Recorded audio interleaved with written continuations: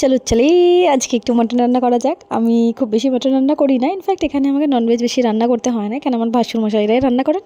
আমি খুব কম ননভেজ রান্না করি, আর নইলে বাইরে থেকে খাওয়া হয়ে যায়। তো আজকে হঠাৎই আমার ইচ্ছা হচ্ছিলো যে একটু বাঙালি যেমন ননভেজ রান্না হয়, মানে বাঙালিভাবে যেমন একটু টেলটেলে ঝোল মতো সেরকম খাবো।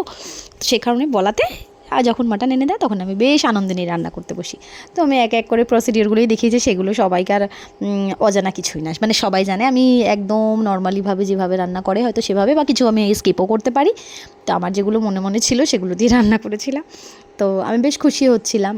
আমি মানে ভাবছিলাম যে বুঝি কেমন হয় কেমন হয়। মায়ের মতো তো হয়নি মোটেই, কিন্তু তাও দুধের স্বাদ ঘোলে মেটানো, যে একটু আর দু ঠিক হয়েছিল খেতে। আর এখানকার সবাই খেয়ে বলেছিল বেশ ভালো, একটু তেল মশলাটা একটু কমই আছে। তো দেখে কেমন লাগছে তোমরাও কিন্তু আমাকে একটু জানাবে।